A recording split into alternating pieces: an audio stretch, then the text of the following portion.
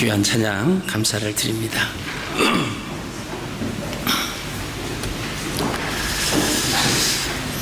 우리가 지금 함께 보고 있는 이 말씀은 사실 까마득한 그 오래된 이야기입니다. 기원전 900년 전에 있었던 이야기니까 지금부터 2900년 전에 있었던 그 일들입니다. 당시 이스라엘이 남북으로 갈리어져 있었고요. 북이스라엘에는 그 당시에 유명한 그 두 명의 선지자가 활동을 하고 있었는데 그 선지자 이름이 엘리야와 엘리사였습니다. 그래서 오늘 이제 엘리사에 대한 엘리사가 활동했던 그때의 일을 우리가 회상해서 그 본문 말씀으로 우리가 들어가서 생각을 하십니다. 그 당시 북이스라엘은 그 아람 나라, 그 수리아라고 하는 그 나라와 거의 경계를 맞대고 지내게 됐습니다. 그러면서 항상 그 국경선이 있는 양쪽 나라는 뭐 예나 지금이나 항상 그 긴장 관계 있죠. 전쟁을 일으키면은 가장 가까운 나라를 먼저 공격을 할 수 있고, 또 어떻게 보면 가장 또 가깝게 우호적으로 지낼 수도 있는 나라이기도 합니다. 바로 북이스라엘과 아람이라고 하는 이 나라가 그런 관계에 놓여져 있습니다. 어떨 때는 적대 관계, 또 서로 손 내밀고 야 우리 그러지 말자, 또 화해하고 나서는 그냥 좀 이웃 관계, 그러나 어떤 이권이 또 나오게 되면은 가차없이 공격을 하는 그런 관계에 놓여져 있었는데, 우리가 오늘 읽으시는 이 열왕기하 5장에 있는 말씀의 내용은 그냥 아람 나라와 북이스라엘이 그냥 관계가 그럭저럭 그냥 그런 대로 괜찮은 그런 관계 속에서 일어났던 일입니다. 우리가 지난주에 살펴보신 것처럼 이 아람의 제2인자 되는 그 군대 장관이 있었는데 그 사람이 그 주인에게 아주 존귀한 자였다. 그러나 그에게는 병이 하나 있었다라고 하는 것입니다. 그 당시에 불치병, 고칠 수 없는 그 병에 걸리면 이것은 하늘이 내린 병이다 라고 생각했을 때에 그 병이 걸렸습니다. 사실 문둥병도 여러 종류가 나옵니다. 우리가 레위기서를 읽어보면 그 당시에 사람들이 살다가 문둥병에 걸렸다라고 하면 문둥병 판결을 누가 하느냐? 제사장에게 가서 했습니다. 그 당시에는 의료가 그렇게 발달되지 않았기 때문에 제사장에게 가서 보이면은 또 제사장이 이 사람이 문둥병인지 아닌지를 또 판가름하는 그런 어떤 그 규율이 다 있습니다. 그걸 가지고 보면서 문둥병이다 아니다. 그래서 만약에 문둥병으로 판결이 되면은 그 사람은 같이 한 동네에 또 한 가족과 살아갈 수가 없습니다. 왜냐하면 문둥병은 전염된다라고 했기 때문에 동구 밖으로 내쫓겨야 되겠고요. 문둥병 걸린 사람들끼리는 모여서 살 수가 있었습니다. 그래서 그들은 사람들이 자기에게 다가오면은 그들은 소리 지르게 돼 있어요. 자기가 문둥병인 것을 알려야만 했습니다. 그래서 손으로 입술을 가리우고 부정하다, 부정하다, 부정하다 이렇게 외치게 돼 있습니다. 그렇게 외치는 소리를 듣게 되면은 저 사람이 문둥병, 나병 환자구나. 그래서 그 사람에게 가까이 하지 않을 정도로 이 문둥병이라고 하는 것이 그만큼 심각한 병입니다. 근데 문둥병 종류도 많이 있습니다. 근데 아마 여기 나만이 걸렸던 그 문둥병은 아마 악성 그 피부염이었던 것 같습니다. 왜냐하면 그 문둥병으로 판결이 됐다라고 하면 사실 격리돼야 되는데 그러지 않은 것을 보면은 그 문둥병 종류의 하나인 악성 피부염에 걸려 있었던 것 같습니다. 자, 그런데 자기의 집에 이스라엘에서 잡아온 어린 소녀 한 명이 자기 부인의 그 이를 거들어주고 있었는데 그 아이가 이 사실을 알고는 그 부인에게 이야기를 하고 결국엔 이 나만 장군이 아람 왕의 그 친서를 받아가지고 이스라엘 왕으로 가고 갔다가 다시 이 엘리사에게 가서 되어졌던 일까지 우리가 지난 시간에 살펴보셨습니다. 지난 시간에 나만 장군이 상당히 불쾌했습니다. 자기는 아람 나라의 2인자였습니다. 그리고 존귀한 자입니다. 자기가 그 주변에 있는 그 당시 아람 나라는 주변 나라에 큰 영향을 끼쳤습니다. 그랬는데 지금 아람 왕으로부터 친서를 가지고 이스라엘에 가서 병을 고칠 수 있다라고 해서 왔는데 왕에게 가더니 왕이 사색이 돼서 벌벌 떨고 있었고 다시 왕이 이 행렬을 사마리아에 있는 엘리사에게로 보냅니다. 여러분 그 행렬이 얼마나 당당했을까요? 그리고 얼마나 당당하게 엘리사를 찾아갔을 겁니다. 그 수레에는 많은 예물을 가지고 갔다고 성경은 기록하고 있습니다. 또 나만 장군이 가는 그 행렬이 적지 않았을 것입니다. 그래서 엘리사의 집에 이르러서 이제 문을 두드리고 사람을 불렀겠죠. 그랬더니 엘리사가 나오는 것이 아니라 엘리사의 사환인 게하시가 나왔습니다. 그러더니 당신이 가서 요단강에 가서 몸을 7번 씻으라고 우리 선생님이 말씀하십니다. 그리고 문 닫고 들어가는 거예요. 이 나만 장군이 봤을 때 이것은 자기를 무시하는 거고 자기 체면이 말이 아니다라고 하는 거죠. 자기 생각에는 엘리사가 나와서 자기 환처에 손을 얹고 흔들어 가면서 뭐라고 주문을 좀 외우고 그랬을 때 병이 싹 낫는 이것을 기대하고 왔는데 얼굴도 보여주지 않고 사환을 시켜서 이야기를 하고 끝나버리는, 그러니까 요단강보다 더 좋은 그 강들이, 더 좋은 물들이 아람에도 있다. 상당히 불쾌해하고 있는. 자, 지금 아람 나라의 제2인자인 나만 장군은 자기가 지금 여기 왜 왔는지를 모르고 있습니다. 항상 자기 생각에는 왕에게 존귀함을 받고 있는 자, 그리고 모든 사람이 자기 나라를 지나갈 때 박수를 치고, 야, 참 나만은 참 행복한 삶, 부러운 삶을 산다, 얼마나 좋을까, 그렇게 부러워하면서 그를 존경하고 존귀하는 그 박수를 받고 있었던 그 생각만 하는 겁니다. 근데 지금 이스라엘의 땅에 와서 엘리사의 집에 온 목적이 뭐냐? 자기는 지금 병자입니다. 환자예요. 이 병을 고치러 온 환자라고 하는 사실을 잊어버리는 거예요. 장군의 모습으로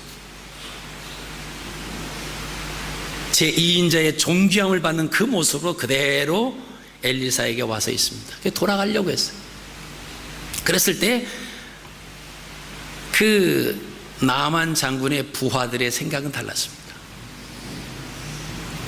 부하들이 그렇게 얘기하죠. 아니, 이보다 더 큰 일을 당신에게 시켰선들 당신이 하지 않았겠습니까? 요단강에 가서 7번 씻으라고 하는 것, 이거보다 더 쉬운 것이 어디 있습니까? 근데 이것을 가지고 지금 나만 장군이 기분 나쁘다고 그러면서 돌아가면 당신의 몸은 그대로일 거다, 문둥병 그대로 있다라고 하는 거죠. 나만 장군은 요단이라고 하는 강, 세상적인 인간의 시간과 하나님의 시간의 경계선이라고 하는 그 부분을 생각하지 못하는 거예요. 자기의 생각에 사로잡혀 있을 때는 그대로 있습니다. 나병 환자 그대로 있죠. 그러나 자기의 생각을 내려놓고 하나님의 생각, 하나님의 은혜, 하나님의 말씀 속으로 들어가는 것이 요단강에 들어가는 의미다라고 하는 거예요. 그리고 그것을 7번 들어갔다 나와라, 7번 씻어라 라고 하는 것은 7이라고 하는 수는 완전수다라고 하는 겁니다. 그러니까 하나님 말씀에 완전히 젖어 있지 아니하면 우리의 생각이 자꾸 나온다라고 하는 것이지. 나만 장군이 들으니까 틀린 것은 아니거든요.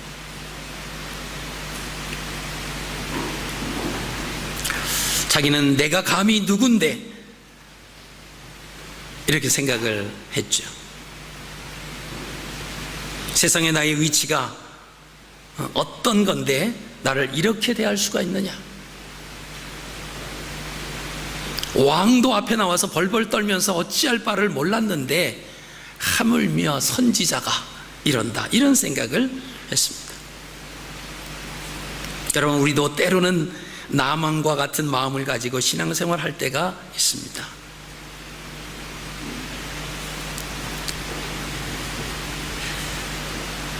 그러나 그 생각은 잘못된 거죠. 교회 직분자라고 하는 것은 섬기기 위한 자세입니다. 섬기기 위한 직분이다라고 하는 것입니다. 직분을 받으면 하나님께서 나를 충성되이 여겨서 이 직분, 이 일을 맡기셨구나 라고 하는 마음으로 겸손하게 헌신해야 되는 것이 마땅합니다. 그래서 일주일 동안 세상에서 열심히 살고 때로는 몸이 힘들지만 그러나 하나님께 나가서 봉사하고 헌신할 수 있는 기회와 직분을 주신 것에 대해서 감사하면서 나와서 또 다른 성도들을 섬기는 것, 그것이 바로 직분자의 모습입니다. 나만은 지금 자기가 아람 나라에 와 있는 줄로 착각을 합니다. 어떤 사람들은 교회에 온 목적을 몰라요. 왜 왔는지도 모릅니다. 내가 감히 누군데, 왜 나를 인정 안 해주냐, 왜 나를 아는 척을 안 하느냐, 그렇게 생각을 하는 사람들이 있죠. 제가 한국에서 섬겼을 때에 그 교회 시무장로님이 12분 계셨습니다. 교회마다 장로님들이 모이는 당회가 있습니다. 그 당회를 하면은 꼭 한 장로님이 하시는 말씀이 계속 부정적인 부분을 들추어서 냅니다. 요즘 청년들이 인사를 안 한다. 어른들을 보면 인사를 해야 되는데 우리 때는 교회 봉사를 청년들이 다 맡아서 했는데 요즘 아이들은 힘든 일을 안 하려고 한다. 그런 얘기를 하는 겁니다. 근데 같은 교회, 같은 장로님 중에 한 분은 요즘 청년들이 참 열심히 교회에 나와서 참 섬기는 것을 보면 고맙고 참 대견스럽다. 인사를 너무나 잘하고 예의가 바르고 그렇게 얘기하는 겁니다. 똑같은 교회 청년들을 두고 어떤 장로님은 청년들이 버릇이 없어요. 인사를 안 해요. 근데 어떤 장로님은 너무나 인사를 잘하고 예의가 바르고 열심히 교회에 나와서 봉사한다라고 하는 것입니다. 다른 교회가 아니고 같은 교회에서 같은 교회 장로님들, 같은 교회 청년들을 보고 그러는 거예요. 나중에 알고 보니까 한 장로님은 에헴하는 스타일이에요. 그래서 청년들 만나면 너 요사이 신앙이 떨어진 것 같다, 예의가 없는 것 같다, 그러면서 지난번에 교회 무슨 일이 있었는데 너 안 왔더라, 너 그러면 되냐, 이렇게 이제 나무라는 스타일입니다. 그러니까 멀리서 그 장로님 저기 앞에서 오면은 청년들이 턴 레프트, 턴 라이트, 골목으로 들어가 버리는 거예요. 기분 나쁘죠. 분명히 교회 청년들이 오다가 없어진 거예요. 골목으로. 원래 그 아이가 이쪽으로 와야 되는데 오다가 빠져버리는 겁니다. 그러니까 버릇이 없다, 예의가 없다, 그러는 겁니다. 근데 다른 장로님은 청년들이나 학생부 아이들이 보면은 그 아이를 보면 먼저 손을 들어서 이름을 부르고 인사를 합니다. 그럼 그 아이들이 막 달려와서 막 코가 땅에 닿도록 인사를 하지요. 공부하는데 힘들지 않느냐? 그래, 다 힘들다. 포기하지 말아라. 신앙생활 하기에 많은 어려움이 또 유혹도 많이 있지. 힘들 때 장로님에게 이야기해. 장로님 맛있는 거 사줄게. 이런 얘기를 하는 거예요. 그러니까 그 장로님만 보면 청년들이 먼저 장로님 이름을 부르면서 인사를 하고 달려와서 안기기도 하고 그럽니다. 이분이 야, 오늘 참 날씨가 덥다, 그치? 우리 아이스크림 먹으러 갈까? 근데 장로님이 지갑을 안 갖고 왔는데 네가 나 사줄래? 다음에 사줄게. 그래서 또 얻어 드시기도 해요. 그런 관계가 잘 되니까 청년들하고 관계가 너무 좋은 거예요. 그러니까 어떤 생각을 가지고 사람을 보느냐에 따라서 이렇게 달라지더라라고 하는 것입니다. 여러분, 존경받는 것은 거저되는 것이 아닙니다. 나만의 생각에는 화가 나서 아람으로 가보려고 했던 그때 그의 부하들 생각은 달랐다라고 하는 거예요. 더 큰 일을 시켰으면 어찌할 뻔하셨습니까? 뭐 예를 들어서 요단강에 가서 잠수로 이쪽에서 저쪽까지 나오면 안 돼. 갔다가 왔다가 10번 하고 오세요. 뭐 이러면 어쩔 뻔했어요. 여기서부터 요단강까지 낮은 포복으로 가서 목욕 한 번 하고 또 낮은 포복으로 와서 보이고 이것을 7번 하시오. 그랬으면 어쩔 뻔했습니까? 낫기 위해서 왔는데 엘리사가 그렇게 얘기하면 했을 것 아닙니까? 부하들이 똑똑한 거예요. 아니, 이거보다 더 쉬운 게 어디 있습니까? 이게 무슨 어렵다고 이걸 안 합니까? 왜 고집을 피고 왜 돌아가려고 하십니까? 나만이 생각해 봤더니 틀린 말은 아니에요. 그래서 주변에 사람을 잘 둬야 됩니다. 좋은 사람을 둬야 자기가 올바로 돼요. 한 가정, 남편에게는 좋은 아내가 있어야 남편이 설령 다른 곳으로 가려다가도 아내 때문에 올바른 길을 갈 수 있습니다. 오히려 더 나쁜 길로 가자면 막 부추겨서 막 손으로 끌고 가면 둘 다 망하고 마는 겁니다.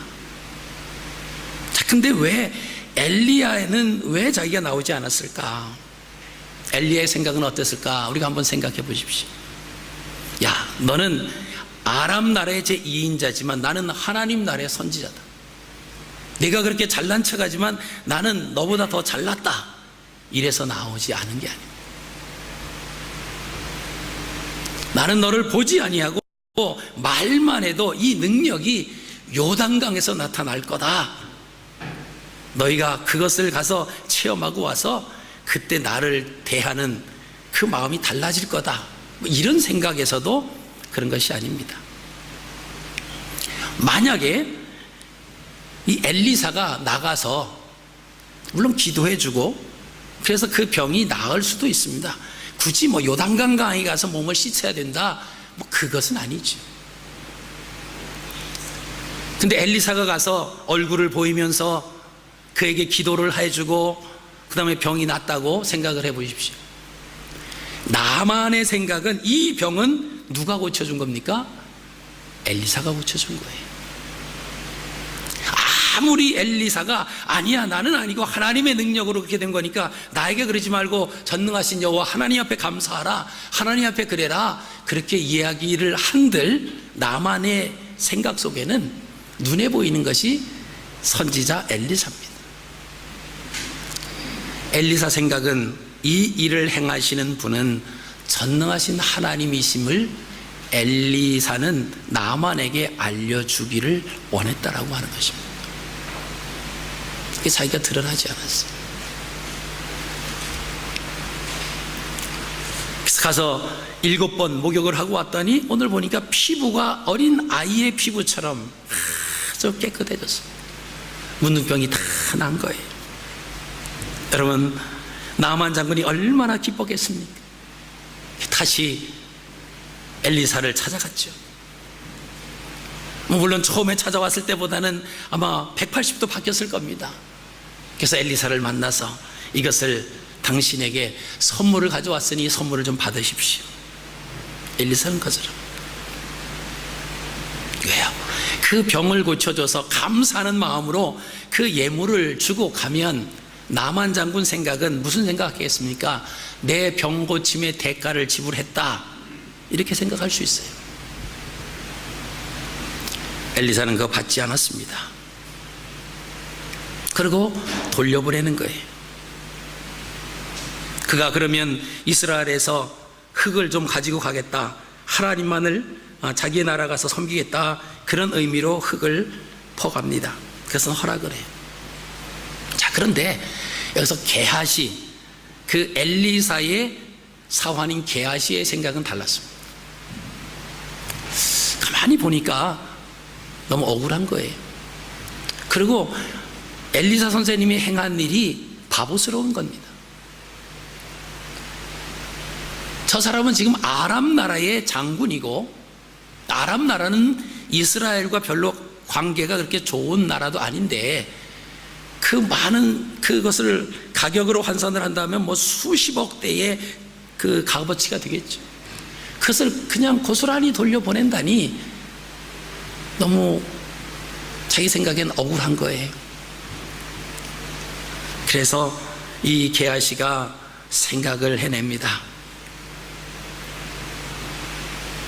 좀 거짓말을 해서 가서 좀 뺏어야 되겠다, 그런 생각을 합니다. 우리가 게하시를 좋게 보는 그런 관점에서 이제 많은 분들이 접근하는 여러 가지 방법들이 있습니다. 엘리사는 물질에 대해서 청렴결백한 거예요.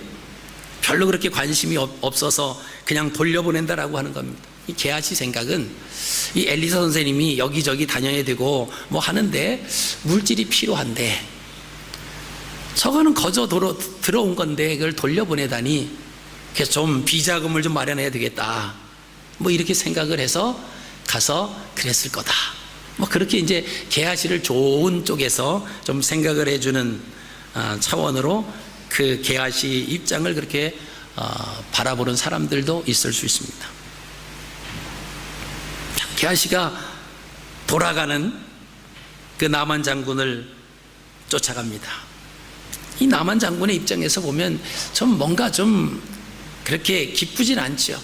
자기가 병을 고쳤으니까 가지고 온 것을 다 좀 주고, 그걸 다 이제 받고 그러면 좀 홀가분한 마음으로 가야 되는데, 가지고 온 모든 그 선물들 그냥 다 가지고 가야 되니까. 그래서 만약에 왕 앞에 가지고 갔다고 생각해 보십시오. 병은 고쳤습니다. 근데 선물은 하나도 받지 않았습니다. 선물을 받으면 당연한 건데 선물을 안 받았다. 그럼 한 번쯤 더 생각을 한다는 거죠. 왜 안 받았을까? 안 받은 이유가 뭘까? 그 나만도 그런 빚진 것 같고 좀 그래요. 근데 뒤에 누가 막 쫓아오는 겁니다. 그래서 게하시가 쫓아오는 거예요. 게하시에게 묻습니다. 평안이냐 물었더니 평안이다 그래요. 그래서 무슨 일이냐 그랬더니, 선지자 중에 그 선지자 생도 중에 한 명이 왔는데 그 사람들이 참 가난한데 줄 거는 없고, 그래서 선생님이 당신에게 가서 요거를 좀 달라고 그랬습니다. 그랬더니 그보다 더 줘버려요. 그걸 가지고 게하시는 싹 감춰뒀어요. 이제 엘리사가 묻습니다. 너 어디 갔다 왔느냐? 게하시가 이야기합니다. 아무데도 가지 않았습니다. 자, 그렇게 엘리사의 능력을 알고 보고 옆에 있었던 게하시입니다. 심을 딱 잡아떼는 거예요. 어디 갔다 왔느냐? 아무데도 가지 않았습니다. 그때 얘기했죠. 한 사람이 수레에서 내려 너를 맞이할 때 내 마음이 함께 가지 아니하였느냐. 오늘 26절이죠. 그 말을 듣는 순간 게하시가 어땠을까요? 그러면서 그 나만의 나병이 내게 들어가서 내 자손에게 미쳐 영원토록 이르리라. 나병에 걸려버렸습니다. 여러분, 왜 이런 일이 일어났을까라고 하는 것입니다. 평소에도 엘리사가 어떤 사람이라고 하는 것을 이 게하시는 분명히 알고 있었을 것입니다. 근데 물질적인 욕심에서 그의 마음이 무너져 내렸습니다.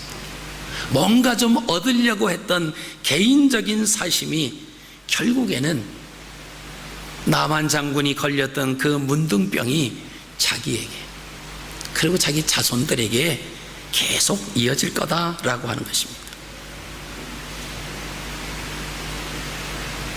그러면서 엘리사가 게하시에게 책망을 하면서 한 말이 있습니다. 지금이 어찌 은을 받으며 옷을 받으며 감남원이나 포도원이나 양이나 소나 남종이나 여종을 받을 때이냐. 지금이 어느 때인지를 모르고 있는 게하시를 나무라고 있는 내용입니다. 지금은 그런 거 할 때가 아니라 영적으로 깨어 있어서 하나님을 나타내고 하나님의 행하심, 하나님의 일하심을 알려드려야 할 때가 아니냐라고 하는 것입니다. 여러분, 이것은 게하시에게 책망의 소리를 엘리사가 한 말씀이지만은 사실은 북이스라엘의 그 당시의 영적인 상황이 그랬습니다. 하나님, 말은 하나님 믿어요. 그리고 때가 되면 하나님 앞에 가서 제단을 쌓습니다. 근데 마음은 하나님 안 믿어요. 하나님 앞에 온 마음을 다해서 하나님의 역사하심, 하나님의 위대하심을 나타내는 제단을 쌓는 것이 아니라 형식적인 예배를 드리고 있고 형식적인 제물을 바치고 있었던 북이스라엘에게 오늘 엘리사가 게하시에게 한 말이 그대로 적용되는 것입니다. 지금이 어찌 은을 받으며 옷을 받으며 감남원이나 포도원이나 양이나 소나 남종이나 여종을 받을 때에, 그때 당시에 재판들이 뇌물을 받고 굽게 재판을 하는 그런 상황이 벌어졌습니다. 왜요? 하나님의 두려움을 모르고 있기 때문에 그래요. 성전에 와서 제단은 쌓지만 두려움의 하나님이라고 하는 생각이 아닌 하나의 형식적인 모양만 갖춘 그런 제단을 쌓고 있는 그 사람들, 모양만 갖추고 있지 않습니까?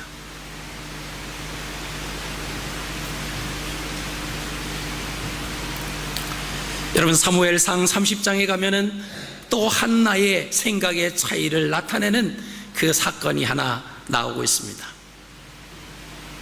다윗이 사울에게 쫓김으로 인해서 계속 쫓겨다니다가 결국 이러다가는 내가 잡히고 말겠다.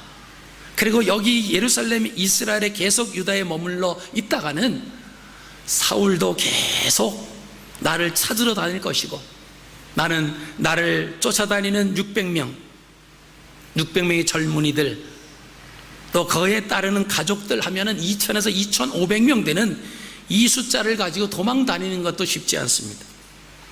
그래서 블레셋으로 넘어가지. 블레셋 가드왕 아하스에게 갔더니 그 왕이 자기에게 시글락이라고 하는 곳을 거기 가서 살아라, 그렇게 말합니다. 그 당시에 그 시글락이라고 하는 동네는 사람이 살지 않는 외딴 곳이었습니다. 그 성읍에 가서 너희들이 살아라. 그래서 거기에 가서 살고 있을 때였습니다.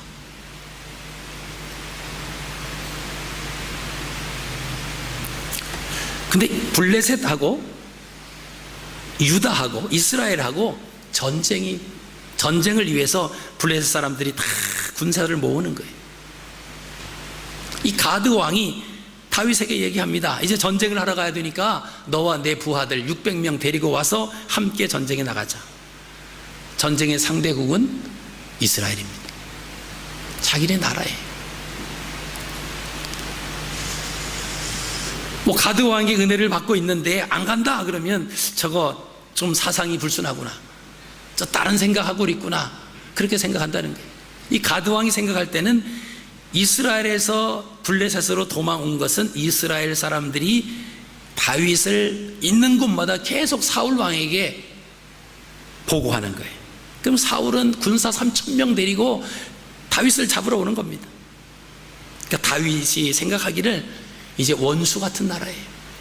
자기를 품어주고 자기 편이 되어주는 사람은 한 사람도 없기 때문에 이제 자기 나라에 대한 적개심을 가지고 그 국경을 넘어서 지금 블레셋으로 왔습니다. 가드 왕이 볼 때 그렇게 생각을 했어요. 그러니까 이스라엘 나라를 공격하러 간다라고 하면 이 다윗이 얼마나 좋겠습니까? 그래서 부르는 거예요. 600명하고 같이 모여서 전쟁을 일으키려고 모였습니다. 근데 블레셋 나라는 5 방백들이 있습니다. 그 5 방백들의 왕이 따로 있어요. 그래서 나라의 모든 큰 일을 결정할 때는 이 5 왕들이 만장일치가 돼야만 그 일을 실행을 합니다. 가드 왕도 아주 당당하게 군대를 이끌고 모였습니다. 그리고 다윗이 이끄는 600명도 함께 왔습니다. 다른 그 왕들이 그렇게 얘기하는 거, 아니 저 사람은 누구냐? 저 사람들은 히브리 사람들이 아니냐? 저 사람들이 왜 왔느냐? 그랬더니 다윗이 얘기하죠. 저 사람들이 왔는데 이만에서 내려와서 우리가 데리고 전쟁을 잘하는 사람들이니까 전쟁을 하러 가려고 한다. 안 된다는 거예요. 저자들이 거기에 들어가서 반역을 일으키면 우리는 큰일 난다. 결국은 5명의 왕들의 일치를 이루지 못합니다. 그래서 가드 왕이 내일 아침 새벽에 떠나야, 너희 머무는 그 시글락으로 가라. 그래서 3일에 걸쳐서 다시 시글락, 자기들이 머물고 있는 곳으로 오죠. 오면서 얼마나 몸은 피곤했지만 얼마나 기뻤겠어. 야, 큰일 날 뻔한 거예요. 정말 다윗이 이스라엘이 싫어서가 아니라 사울에게 쫓김을 당해서 그냥 도망온 거예요. 이스라엘의 사울 다음에 왕이 돼야 할 사람이 자기인 것도 알고 있었습니다. 또 이스라엘 사람들을 사랑했어요. 근데 전쟁에 나간다라고 하면 이게 이러지도 못하고 저러지도 못하고 큰일 날 뻔했는데 다행이다. 그리고 자기가 사는 시글락 동네에 이르렀습니다. 그 마을에 이르렀는데 마을에 막 불이 났어. 가보니까 아무것도 없습니다. 자녀들도 부인들도 짐승도 아무것도 없어요. 다 공격을 받아서 다 끌려간 거예요. 그리고는 집들이 다 불타버리고 있습니다. 이건 누가 한 일인지를 어림잡아 알고 있습니다. 다윗이 올라간 길은 그 블레셋 그 군대가 모이는 곳, 이스라엘 백성과 싸우기 위해서 그 길이고, 그 길에서는 그런 일이 있을 수 없고, 밑으로 내려가면 아말렉 사람들이 살아가는, 아말렉들이 이렇게 밑으로 내려와서 그 옆에 살아가는 그 사람들이었어. 뻔한 거죠. 그래서 그 군대를 다시 부축해서 이스라엘과 전쟁이 아닌 아말렉과의 전쟁을 치르러 달려갑니다. 그럼 아무리 군대이지만, 군인들이지만 지치죠. 그래서 부솔 시내가에 이르렀을 때 거기에서 200명들이 낙오자가 생깁니다. 근데 지금 한시라도 빨리 급하게 가서 이 사람들을 추격해야 되는 거예요. 시간이 지체되면 어떤 일들이 일어날지 모르고 그들이 잡아갔던 그런 짐승이나 이런 것들이 또 죽어져 나갈 수도 있다라고 하는 겁니다. 근데 부솔 시내가 갔는데 도저히 200명의 낙오자가 생기는 거예요. 그래서 자기들이 가지고 있었던 짐을 다 거기다 내려놓습니다. 그리고 이 짐들을 지키고 너희들 200명 여기 머물러라. 그리고 400명을 데리고 달려가서 그 사람들을 다 이제 승리했다고 술 먹고 잔치 벌이고 막 그러는 사람들을 가서 싹 전멸합니다. 400명만 짐승 타고 도망간 사람은 빼놓고는 다 죽였어요. 그리고 거기서 자기들의 부인 또 자녀들 또 짐승들, 성경에 보니까 하나도 잃은 것이 없이 다 가지고 왔다고 그랬습니다. 플러스 그들이 갖고 있던 거 전부 다 챙겨가지고 돌아오는 거예요. 자, 이제 승리를 이끌면서 부솔 시내가로 왔습니다. 자, 거기에 200명의 낙오자가 있었죠. 짐 지키면서 있었던 그 사람들이 잘 왔다고 축하한다고 막 환영을 해주는 거예요. 자, 전쟁을 치르고 전쟁에 승리를 하고 나면 그 다음에 해야 할 일들이 있어요. 그게 뭐냐면 전쟁을 통해서 얻어진 전리품들이 있잖아요. 다른 상대국에서 빼앗아 온 것들, 가지고 온 것들, 이것을 이제 분배해야 돼요. 나눠야 됩니다. 근데 400명 중에 있었던 그 가운데 악한 자와 불량배들이 있었다 그랬습니다. 그러니까 다윗과 함께한 600명 중에서도 악한 사람이 있어요. 불량한 사람이 있습니다. 이제 그 사람들이 뭐라고 얘기했냐면 이렇게 얘기를 합니다. 사무엘상 30장 22절에 다윗과 함께 갔던 자들 가운데 악한 자와 불량배들이 다 이르되 그들이 우리와 함께 가지 아니하였은즉 우리가 도로 찾은 물건은 무엇이든지 그들에게 주지 말고 각자의 처자만 데리고 떠나가게 하라 하는지라. 너희들은 200명들은 여기 우리와 함께 가서 전쟁 치르지 않고 고생하지 않았으니까 우리가 전리품 다 가지고 온 거 또 빼앗긴 거 다 찾아왔는데 그 중에서 그들의 부인과 자녀들만 주고 그들이 가지고 있던 소유물도 우리가 다 갖고 또 우리가 전리품을 가지고 온 것 중에서도 우리끼리만 나눠야 된다, 이 생각을 하는 거예요. 이게 악한 자와 불량배들이다, 성경은 그렇게 말하고 있습니다. 이게 그들의 생각이에요. 근데 어떻게 한쪽 면에서 보면 이것이 일리 있는 생각일지 모릅니다. 왜요? 가서 열심히 전쟁했기 때문에 그 얻은 거 자기들이 나눠 갖는 거 맞잖아요.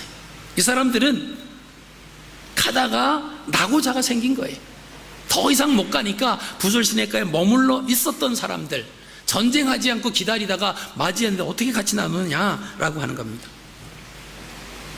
근데 그때 다윗의 생각은 다릅니다. 다윗의 생각은 사무엘상 30장 23절에 이렇게 얘기합니다.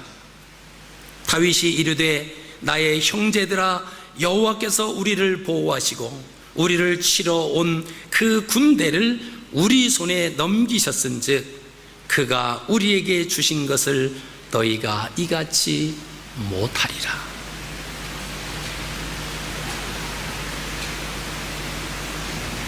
악한 자와 불량배들의 생각을 보시면요, 22절을 보시면 그들이 우리와 함께 가지 아니했고 우리가 도로 찾은 물건 그들에게 주면 안 된다, 이렇게 말합니다. 우리 자기가 드러나는 거예요. 내가 나가서 전쟁해서 얻은 거다라고 하는 거죠. 저들은 우리를 도와주지 않았다. 다윗의 말은 이렇게 얘기합니다.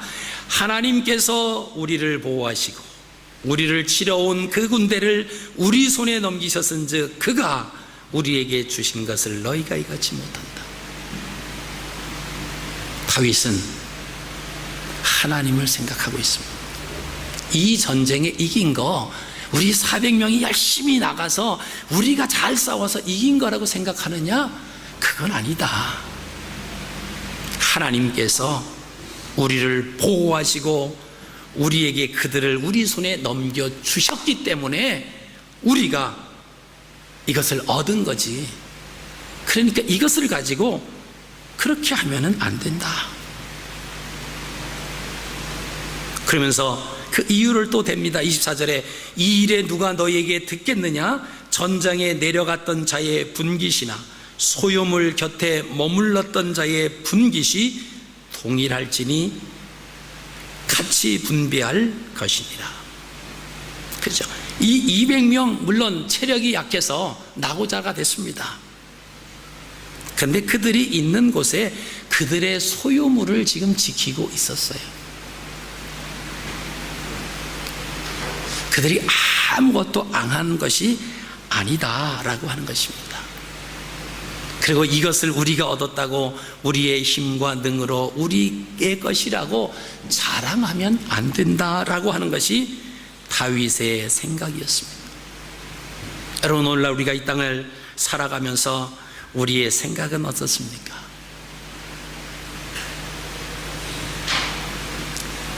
내가 열심히 일해서 열심히 하루를 잘 짜임새 있게 해서 오늘에 이르렀다. 내가 열심히 노력해서 오늘 여기까지 이르기 위한 것, 내가 얼마나 고생과 노력과 잠 못 잠의 수고와 뭐 이런 것을 행했는지 아느냐? 그렇게 생각하면 오늘 성경 사무엘하 30장에 있는 말씀처럼 누구들의 생각입니까? 악한 자와 불량배들에 대한 생각과 동일하다라고 하는 것입니다. 내가 오늘 이 자리에 있게 된 것은 나를 사랑하사 나에게 힘 주시고 능력 주시고 나로 하여금 감당할 수 있는 그 힘을 주셔서 나로 이 자리에 있게 해주신 전능하신 하나님, 오로지 그분의 능력이고 그분이 행하신 일입니다.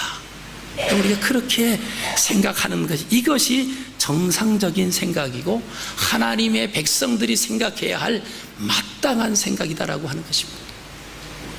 그럼 우리가 지금 가지고 있는 것, 우리의 건강, 여기에 대해서 전전긍긍하지 않죠.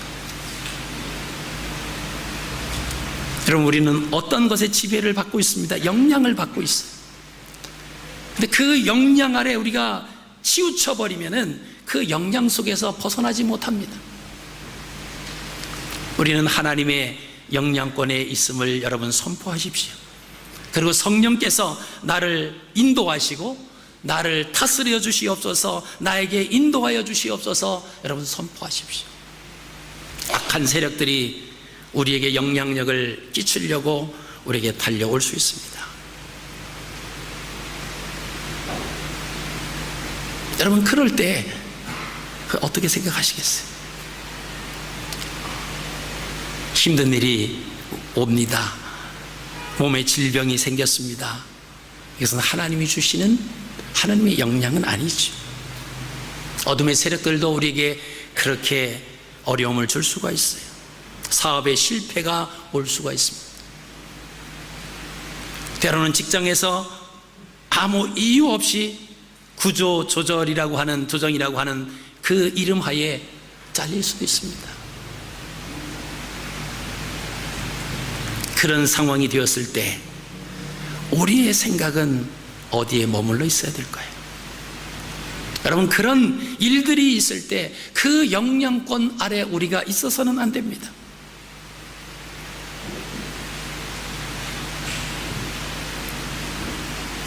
우리에게 나쁜 영향이 우리를 가로막고 우리를 짓누르고 있을 때 우리는 그거 무시하셔야 돼요. 그래, 누르려면 눌러봐라. 나는 무시한다. 그렇죠? 우리 무시하면 돼요. 무시하면 됩니다. 엄청난 큰 일이 우리 앞에 놓여져 있어서 이거 어찌해야 되나, 해결할 방법은 없고 누구의 도움도 청할 수 없고 누구를 만나야 되고 어떤 방법을 써야 되나 전전긍긍 막 생각하면 생각할수록 머리만 아프잖아요. 여러분, 그 문제를 하나님 앞에 내려놓으십시오. 나의 생명을 주관하시는 전능하신 아버지 하나님, 나는 당신의 지배만 받기를 원합니다. 당신의 영향권 아래 있기를 원합니다. 하나님, 이 앞에 놓여져 있는 이 문제가 나를 짓누르려고 하지만 나는 이것을 무시합니다. 여러분, 지금 고통을 느끼고 계신 부분이 있습니까? 무시하십시오. 나는 너의 영향권을 안 받는다. 나는 너의 영향력의 지배를 안 받는다. 여러분, 선포하십시오. 어느 목사님이 암에 걸리셨어요. 건강했는데 암에 딱 걸렸습니다. 가족이 온통 난리가 났습니다. 교회도 난리가 났습니다. 근데 목사님은 그까지 암이 뭔데 내 마음을 빼앗아 갈 수 있겠느냐. 나는 그 영향권에 머물지 않을 것이다. 내가 살고 죽는 것은 하나님의 주권에 있지 내가 암에 걸려서 내가 죽는 것은 아니다. 여러분, 그렇게 물병을 오고 그렇게 위로하러 왔던 성도들과 가족들에게 그런 선포를 할 수 있는 것은 그 영향권에 내가 지배받지 않겠다라고 하는 겁니다. 그분이 치유되셨어요. 그분이 수술을 하고 건강하게 목회를 하고 계십니다. 여러분, 만약에 그 영향권 안에 있었다라고 하면 어떤 현상이 일어날까요? 하나님, 내가 지금까지 목회를 했는데 평생에 하나님의 종으로 살아왔는데 하나님 내게 주시는 마지막 선물이, 이 세상을 떠나는 선물이 암입니까? 병으로 제가 죽어야 됩니까? 하나님 살아계십니까? 원망할 수 있습니다. 목회도 뭐고 다 때려치고 이제는 모르겠다, 그럴 수 있습니다. 그러면 그분은 암으로 죽었을 거예요. 왜요? 그 영향권 아래 있었기 때문에 그렇습니다.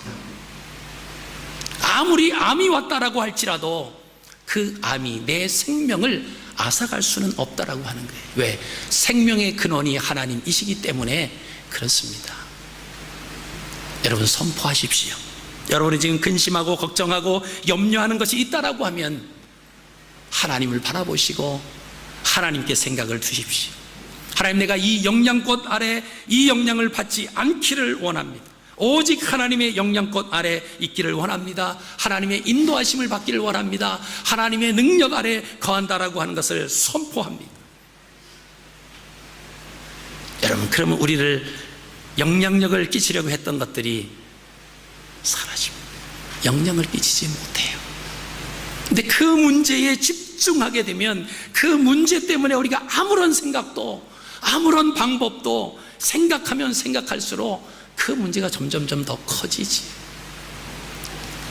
그 우리가 바라보는 문제가 커지면 커질수록 반면에 우리가 하나님을 향한 그 마음은 줄어들 수밖에 없다라고 하는 것입니다. 여러분 삶 가운데 한번 적용해 보십시오. 내가 지금 무슨 영향권 아래 있는가? 이것이 하나님이 주시는 영향권인가? 어둠의 세력이 주는 영향권인가? 여러분 생각을 바꾸십시오. 내가 하기 때문에 이것은 나만이 가져야 된다. 그것은 악한 자와 불량배라고 그랬습니다. 이것을 왜 그냥 돌려보내느냐? 아깝지 않느냐? 이것은 엘리사의 뜻과 엘리사의 생각, 그 선생님의 생각이 무엇인지 모르는 게하시의 생각에 불과합니다. 내가 감히 누군데 나를 반기지 아니하고 어찌 종을 시켜서 요단강에 가서 몸을 시체를 하느냐? 자기가 아직까지도 대단한 사람인 줄로 아는 나만 장군의 생각입니다. 여러분, 우리가 하나님 앞에 나왔습니다. 하나님 앞에 나온 것은 하나님을 높여드리기 위한 예배에 우리가 동참한 것입니다. 그리고 이 예배당에서는 하나님만이 높이심을 받으셔야 되죠. 우리는 죽을 수밖에 없었던 연약한 존재들, 구원받지 못했다라고 하면 저 무적행으로 불못에 들어가야 할 수밖에 없는 그 존재들, 우리를 구원해 주신 하나님의 사랑이 감사하고 놀라워서 하나님 전에 나와서 감격하며 그 일에만 집중하는 그 모습들이 우리가 가져야 할 생각이다라고 하는 것입니다. 여러분, 이번 한 주간 우리가 계속해서 지금 사순절을 지나고 있습니다. 우리를 위해서 십자가에 못 박혀 돌아가신 그 예수님, 자기 가지고 있는 물과 피를 다 쏟으시기까지 우리를 사랑하시고, 또 우리의 하나님께서 우리를 사랑하시는 그 사랑을 십자가 위에서 나타내 보여주신 그 하나님의 사랑, 그 사랑이 이루어진 그 고난주간, 그리고 사순절을 우리가 지금 보내고 있습니다. 과연 하나님의 사람으로 우리가 어떻게 살아가야 할 것인지, 또 하나님께서 우리에게 주시는 그 메시지가 무엇인지, 해마다 사순절을 맞이하고 해마다 고난주간을 맞이하지만, 그러나 예수 그리스도의 그 고난과 예수 그리스도의 십자가의 죽으심의 그 보혈이 우리에게 얼마나 마음에 와서 닿는지, 여러분 이번 한 주간 하나님을 향한 생각에 빠져 보시기를 바랍니다. 그리고 그 사랑에 빠지셔서 인간의 생각, 사람의 생각이 아닌 하나님의 시간대로 들어가는 그 요단에 몸을 7번 씻음으로 어린 아이와 같이 그 나병이 났던 그 나만 장군의 모습처럼 우리의 더럽고 추하고 악하고 냄새나는 그런 모든 모습들이 하나님의 시간대로 들어가서 하나님의 은혜를 체험하고, 예수 그리스도께서 우리를 위해서 십자가에 못 박혀 돌아가시고 3일 만에 부활하신 그 부활의 아침에 저와 여러분들이 그 영광의 부활에 주님과 함께 동참하시는 그런 영광을 누리시기를 주님의 이름으로 축복합니다. 살아계신 아버지 하나님,